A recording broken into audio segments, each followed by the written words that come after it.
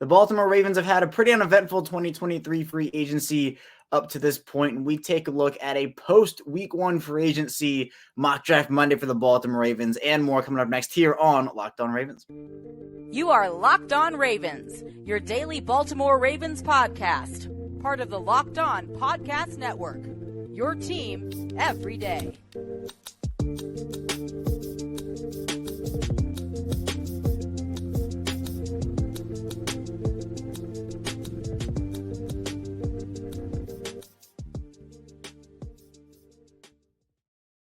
Welcome into another edition of the Locked On Ravens podcast, your daily Baltimore Ravens podcast. I'm your host, Kevin Oestreicher of Ravens Wire, and thank you so much for being here with us today and making Locked On Ravens your first listen of the day. Of course, we're here on the Locked On Podcast Network, your team every day, and we are free and available everywhere. Subscribe for free, follow for free on YouTube or wherever you listen to podcasts to get our latest episodes as soon as they're available on YouTube in audio form. It's the same show, both audio and video. So if you like the Ravens content, 5 days per week, Monday through Friday. So any Ravens news, analysis, updates, we have you covered. So be sure to subscribe to the YouTube channel, like this video on YouTube, and also follow along in audio form. And today's episode of Locked On Ravens is brought to you by Ultimate Football GM. If you've ever dreamed of becoming an NFL general manager, managing your football franchise, this game is definitely for you. To download the game, it says at ultimate-gm.com and look it up on the app stores. Our listeners get a 100% free boost to their franchise when using the promo code Locked On in all caps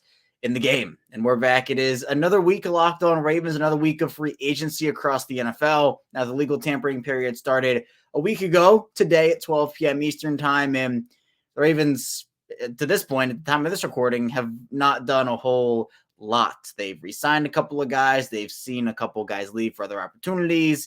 They've also cut Calais Campbell, but there hasn't been a lot of activity for the Ravens. They are one of two teams at the time of this recording to not sign an outside free agent. And we'll talk about just what they have done, what they should do, who's still out there in free agency in the second segment. But I do want to dive into a post-free agency mock draft, and it feels weird because it doesn't feel post-free agency because the Ravens haven't done anything. They haven't done anything really, but post-1 week free agency mock draft. So, I mean, really, as I do these mock drafts, I do it as the roster is at that very moment. And as of this very moment, the roster hasn't changed a whole lot. Again, they've re-signed a couple of guys, let a couple guys walk. So we'll do a full 7-round Ravens mock draft that I put out for Mock Draft Sunday here today on Mock Draft Monday. In the first segment, again, get into free agency. And the second segment, then in the final segment, get into mock drafts that we got on Twitter that were put under that Locked On Ravens mock draft Sunday tweet. So let's first get into my mock draft here. And again, how I do these is I try to switch it up every week. I don't want to be talking about the same prospects, same 5 guys each and every week. I want to switch it up for different content, different perspectives, and just different scenarios here. So round 122, I ended up taking Zay Flowers, the Boston College wide receiver. And again, as I kind of talked about, the needs for the Ravens now are still the needs from 1 week ago, and nothing's really changed in that. So wide receiver and corner still are the needs the Ravens absolutely need to address here. And when talking about Zay Flowers, he is one of those top wide receivers in this class. He stands at 5'10", around 172 pounds, and he's someone who he's a tough guy, has a lot of toughness. He is very, very competitive as well. And he's someone who, if you get him into space, if you get him in the open field, he is electric. If you look up Zay Flowers, highlight Zay Flowers tape, you get him in the open field, you see him in the open field, he is zigzagging across the field, juking guys out, making guys miss, making them look silly. He's really, really good in the open field. Plus, you're able to get a lot of him out of all 3 levels, in the short game, in the intermediate game, also in the deep game. He can be a deep passing threat for you. And I mentioned that open field ability. Run after the catch for him is really, really good. Now, again, him standing at 5'10", 172, not the biggest guy in the world. So he's not a big receiver. Also, there have been a few inconsistencies with hands and with drops. And I know Ravens fans don't want to hear that. I don't want to hear it either when I'm looking at wide receiver prospects, but I think that is correctable. Also, in the run game, he's not much of a factor. He doesn't have enough strength there. But his athleticism, I think, is worth for the Ravens to take a swing on a guy who can contribute early. It's not like he's not going to be able to contribute. He can come in there next to a Rashad Bateman, next to a Devin Duvernay, hopefully next to whatever veteran wide receiver, hopefully the Ravens bring in, whether that is DeAndre Hopkins or Cortland Sutton, Jerry Jeudy, Odell Beckham, DJ Chark, or some of the guys still available at the time of this recording. I think Flowers could be an option for them. You're looking at some of these top receivers right now is Quentin Johnston and Jackson Smith and Jigba and Jordan Addison. Zay Flowers is probably that fourth guy right now. There are a lot of good options, but I think if you're talking about pure first-round receivers, and a couple of guys could sneak in there, right? Jalen Hyatt maybe at the end of the first round. I wouldn't take him at 22, but I would be fine with any of the four guys I just listed, in Johnston, Smith, and Jigba, and Flowers, and Addison. Those four guys at 22, I'd be completely content with. So moving on here to the Ravens, no second round pick for them, obviously. So third round pick 86, Garrett Williams, Syracuse corner, is the selection. Now, Williams stands at 6 feet, 190 pounds, and he's a guy that excels in zone coverage, and I think that's where his strengths lie. Now, he's very physical. He's super aggressive. He's also very tough. So this is like a toughness themed mock draft here. He's super physical, very physical at the line, very aggressive, and he's someone who gets downhill really aggressively and also plays through contact, finishes really, really well, and has the mindset to be really, really good at the next level in run support, which is something I know. Run defense, like Marlon Humphrey, very good in terms of physicality, very good run defender, getting downhill and getting to the running back, shedding off blockers. That's something Marlon Humphrey's really good at. You also have the same thing here with Garrett Williams. Now, for him, he did have an ACL injury in October, so he's still looking through that. Obviously, only played in 7 games during the 2022 season before that ACL happened to him, but he doesn't have a ton of long speed either. And when his back is to the football, he has a hard time adjusting. Like, there aren't a lot of ball skills with him when his back is at the football, where guys sometimes will be able to turn around and break up the pass and maybe even turn around and intercept the ball. Garrett Williams just doesn't have those natural instincts right now, which again, I think part of that is teachable. Part of it you just have it or you don't. But for part of that, I think he can be taught, turn the head around, get your back away from the ball earlier. And to me, I think that is the key here for Garrett Williams. In the third round, I would not be mad with him whatsoever, especially you get the wide receiver corner combo there for me in rounds 1 and 3 with the first 2 picks. Then in round 4, I had the Ravens double dip in the wide receiver pool. Jonathan Mingo, Ole Miss wide receiver. And this one, he's a super intriguing guy here. 6'2", 225. You love the athletic tools here in terms of run after the catch ability as well. Also is very, has a lot of play strength, and he's a playmaker. He is a very, very good playmaker. And for him, he's not a deep threat. He's not someone who's going to absolutely blow the doors off of the back end of a defense and teams aren't going to be scared of him. But again, I don't think the Ravens really need that. Also, his route running needs to be improved at the next level. But once he has the ball in his hands, once he actually catches the football, he uses his strength to get off defensive backs. And he's just a lot to bring down with his frame. Again, 6'2", 225 is no joke. And also, he catches the ball into his body. A lot of people, I think, want to see him be a better hands catcher. Can he catch the ball away from his body? Can he have that larger catch radius? So those are some of the weaknesses with Jonathan Mingo. But again, if you're taking a swing on him in the 4th round, you've already addressed wide receiver once and corner once, I'd be fine with taking maybe someone who's more of a project at this stage, but could come in and contribute a bit more in the short term, potentially. Then in round 5, 158, Kobe Turner, Wake Forest defensive line was my selection. Now, with the potential departure, he's not on the team anymore, but with the potential departure of Calais Campbell, depending on whether he comes back or not, I think the Ravens going to invest in a defensive lineman here for sure. You have Justin Madubuike and Broderick Washington in the final years of their deals. Brent Urban's on a 1-year deal. Michael Pierce, he said he's going to retire after this 3-year deal here, at least that's what I remember hearing. So that will be something to keep an eye on. So for me, the Ravens investing in a defensive lineman would not shock me whatsoever here. Now for Kobe Turner, his strengths is he can work off of blockers really well and has really, really powerful hands. His hands are very, very good, and his instincts in that area are really powerful for him to be able to get off of offensive linemen and get to the next level. Super high motor. This is a guy where if you watch his tape and you watch his film, even if he's out of the play completely, he still hustles, he runs to the ball, and that has actually gotten him a couple of turnovers where he's been able to come behind someone, punch the ball out, and get his offense the ball back. So that's something I really liked about him. And he's also he's able to get lower than offensive lineman. He's able to use his leverage to his ability there, and he changes direction really well too. And he's physical. I mean, I think he is ready for the physicality of the NFL right now. Doesn't, struggling to shed blockers is one of his weaknesses. Isn't super athletic either. And for him, being able to kick truly inside on passing downs might be where the area is for him. But I think, again, for a 5th round defensive line depth piece who you don't have to play immediately unless there are a ton of injuries, I think Kobe Turner would be worth a swing there. And then 199 round 6, Tonio Mafi, the guard from UCLA, was my pick. Now, the actual departure this time of Ben Powers does leave a hole in that offensive line. I don't think you need Antonio Mafi to start.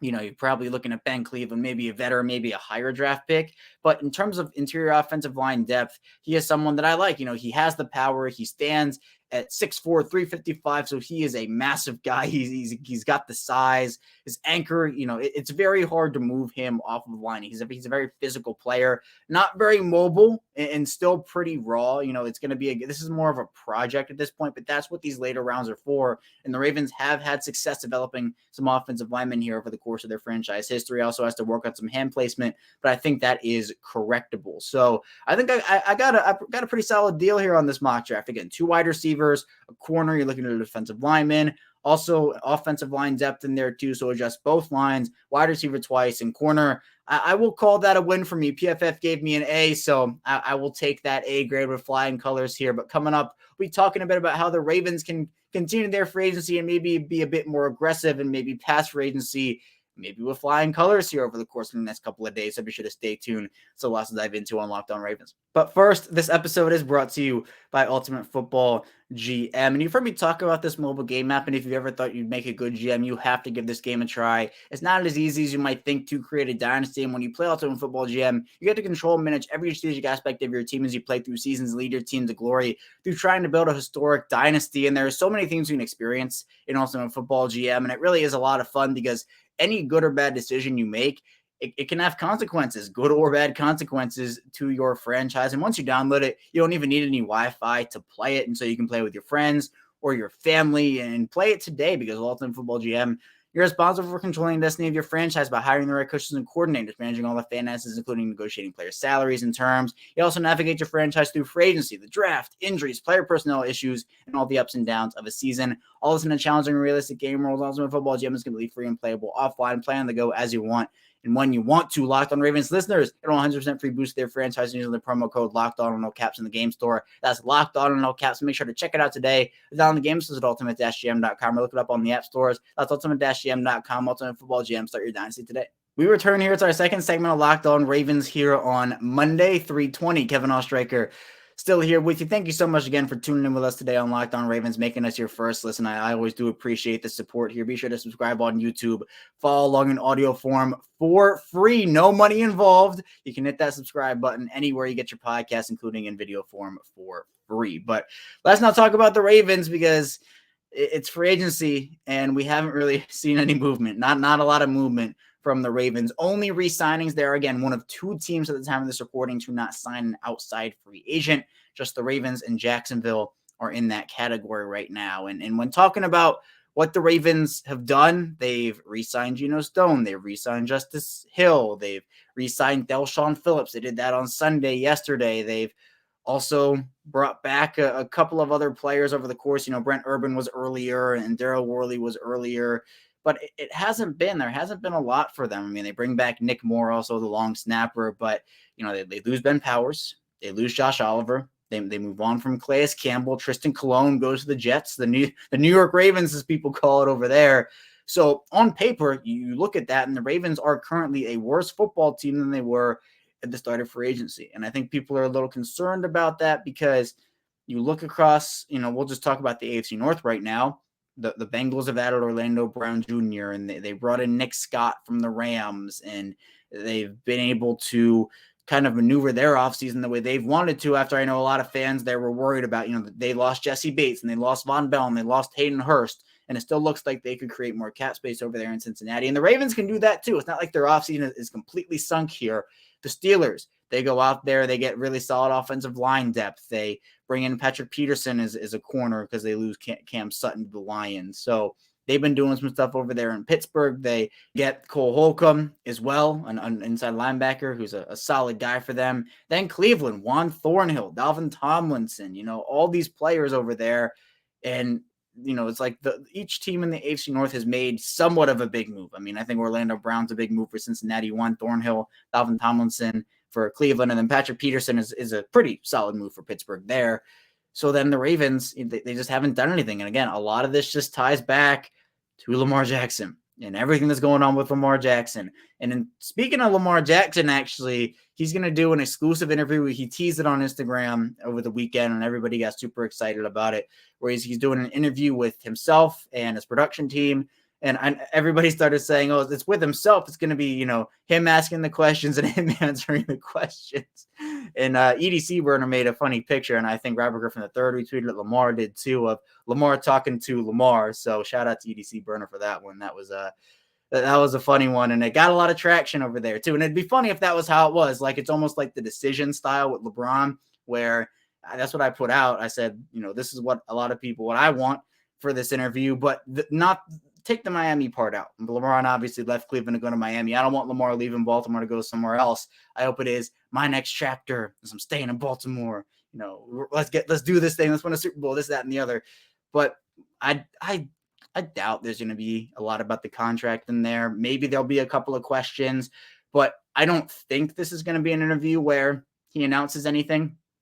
Maybe he says he's still working on something, keeping all the options open. I don't know what it's going to be. But in the teaser, it was a question about his ability in pro-style offense and learning stuff and terminologies. So it might just be more football on the field related questions. But I wouldn't be shocked if there are a couple things in there about the contract. But regardless, whoever's being the quarterback for the Ravens, whether it is Lamar or someone else in 2023, you got to get wide receivers in that room. You have Rashad Bateman if you're the Ravens. You have Devin Duvernay as well. There have to be others, though, It's just a market that's drying up very quickly now. There wasn't a lot of movement. In fact, there was no movement on the first day. But now guys like Allen Lazard and Jacoby Myers, and now Adam Thielen, and even if you want to go a little bit further down, Mac Hollins and some of these other players are off the market. So realistic options for the Ravens, I think Odell could still be a possibility for them. I know that, he wasn't very happy. A team offered him $4 million. There have been reports the Ravens are interested. So we'll see. I think I'm open to Odell 100%, not at $20 million per season. But I think if you were to get Odell, maybe if he wants a longer term deal, 3 years, $28 million, 3 years, $30 million, I'd be okay with that. $10 million per season, $9 million per season. Wouldn't be opposed to that. When DJ Chark is someone who I've kind of penciled as a realistic option for them, he's still available. The rumors are Carolina's looking to sign both Thielen, who they got, and DJ Chark. I like DJ Chark a lot. I think even dating back to Jacksonville, dating back to LSU, second round pick out of LSU, I think Chark would be a fit in Baltimore. He's someone I would definitely not be opposed. You also look to the trade market with guys like DeAndre Hopkins. And look, the way the trade market's going for wide receivers right now, it's not likely DeAndre Hopkins is going to fetch that first rounder, that second rounder. I wouldn't be shocked if it was a third and a fourth, like the Anquan Bolden package we saw all those years ago. And Bolden was in Arizona at that time. Could the Ravens, again, the Arizona wide receiver connection, kind of the veteran, could DeAndre Hopkins be that next guy for them? It'd be pretty cool. The Ravens also reportedly bring in Rocky Yassin, the former Las Vegas Raiders cornerback over the weekend. And he's someone who very physical, not a very high turnover guy. Like, he's not going to pick off 10 passes a season, but he's solid overall guy. Was the Raiders CB2 last year. I talked to someone who was involved, with covering the Raiders, and he said he's solid, not going to get you a ton of turnovers, but physical. He's a former wrestler and can get the job done. So I think that would be the Marcus Peters signing if it were to happen. I wouldn't be opposed to Marcus Peters coming back to Baltimore. Now, he's an Oakland guy, speaking of, Las Vegas, Oakland Raiders, but I think for Peters, familiarity with the system, Rocky Yassin is just a little younger. He's younger than Marcus Peters, probably has a bit more in the tank, but you have to be certain if you're the Ravens that it would be an upgrade. That if bringing in a Rocky Yassin is the upgrade that you need. and, you're able to rely on him, you have to be sure of that and that he fits your system. So we'll see if that has any legs here over the course of the next couple of days. But to me, spending money on a corner right now that's not Marcus Peters, I mean, a lot of these guys have gone off the market. I think that, he's probably the only other guy besides Marcus Peters I might spend a couple of million on per year there. But now it's just a matter of can the Ravens become aggressive? How aggressive can they be? And all eyes are still on Lamar. That's what it all comes down to, right? It's Lamar until it happens. And you might be saying, Kevin, just how can the Ravens save their, we talked about it on Friday. How can they save their free agency? Because guys are going off the board left and right. The Lamar situation still hasn't been resolved. And I say that there is still a path. There is still a path to the Ravens having a good offseason. It involves a Lamar extension. It involves a DeAndre Hopkins trade. It involves the Ravens re-signing Marcus Peters, drafting a star corner at 22. The plan that I put out, getting the depth along the edges, you can still have that plan if you're the Ravens. That plan has not been completely stomped out yet. Like you're still able to have that. And even if it's not the guys the Lamar extension has to be Lamar, but it might be other guys trading for a star wide receiver, signing a solid cornerback. You can still have that. Free agency is just a week up right now. It's only been a week. There are still players out there. But again, as I mentioned, as long as this Lamar situation drags out for as long as it does, it just hinders the Ravens in their ability to spend this offseason with that $32.4 million cap, which I'll once again put out the number. It's 14.5% of their total cap. So we'll see what they do here over the course of these next couple of days. Hopefully a signing. I want to live stream again. That's fun. I like getting engaged with the chat. And if you don't know what I'm talking about, for big signings, big news, we do live streams here on Locked On Ravens, and I'm able to engage with the chat. And we haven't had that over the course of this past week because they haven't signed anybody. So I want to have that, and hopefully just for the Ravens' sake, for improving the roster, they do something along those lines. But coming up in our final segment, we'll be talking about mock drafts that we got from Twitter. So be sure to stay tuned. Still lots to dive into on Locked On Ravens. But first, this episode is brought to you by FanDuel, and the tournament is heating up, and now is the perfect time to download FanDuel, America's #1 sportsbook, because new customers get a no sweat first bet up to $1,000. That's bonus bets back if your first bet doesn't win. Just download the FanDuel sportsbook app. It's safe, secure, and super easy to use. Think about it, anything from the money line to point scores and threes drained. And for me, my tournament hopes were dashed very early. I picked Purdue to win the whole thing, and if you're keeping up with the tournament, you know what happened to Purdue. They lost to the 16 seed FDU, and that was my bracket this year. That was it. So for me, I've also picked Kansas in the finals. That did not work out. So 3 days, I had 3 of the 4 Final Four teams out. But the Nuggets won. Nuggets won against the Brooklyn Nets. So Nikola Jokic triple-double, you're eating well if you bet that on FanDuel. And they have so many more exclusive bets, like the 2x3, which is 2 3-pointers scored in the first 3 minutes. Plus FanDuel, you can combine your bets for a chance to pick up hat with the same game parlay. So don't miss a chance to get your nose bet first. But it's $1,000 in bonus bets when you go to FanDuel.com/lockedon. That's FanDuel.com/lockedon to learn more. Make every moment more. FanDuel, an official sports betting partner of the NBA. We return here. It's our final segment of Locked On Ravens. Kevin Oestreicher still here with you on this Monday, and we're going to dive into mock drafts from Twitter here again. We put out a mock draft Sunday every Sunday, and we do that. That's the mock draft I did in the first segment here, and I quote tweeted on the Locked On Ravens account, and I say, if you want to put your mock drafts below to be talked about on our shows throughout the week, be sure to do that. So under the Locked On Ravens tweet, we got a ton of responses here. I'm going to be looking at the ones that I see first here today. And so first we'll get into one here from Dylan Diggs, who says, I double dipped at wide receiver, but at this point we might need it. So round 1, pick 22, Jordan Addison, USC wide receiver is the selection. Tank Dell, Houston wide receiver, is the pick at 86. Corian Bennett, Maryland corner at 125. Yazir Abdullah, Louisville edge at 158. Stenson Bennett, Georgia quarterback at 199. I like the double dip Jordan Addison, Tank Dell. 2 wide receivers on the smaller side. You're not getting that big-bodied guy if you go Addison Dell, but 2 very good playmakers. And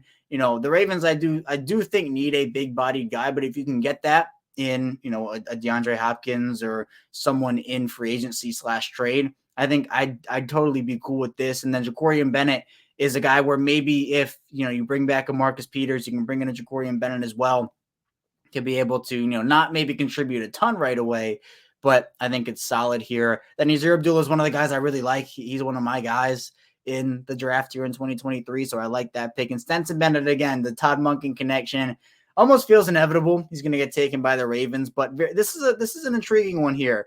I don't, in terms of getting the smaller wide receivers, leaving corner off the board till the fourth round. And then again, adding Stetson Bennett there is always intriguing for sure. Next, let's get into one here from Tyler G, who has the Ravens taking Jordan Addison, wide receiver from USC, at number 22. Garrett Williams, Syracuse corner at 86.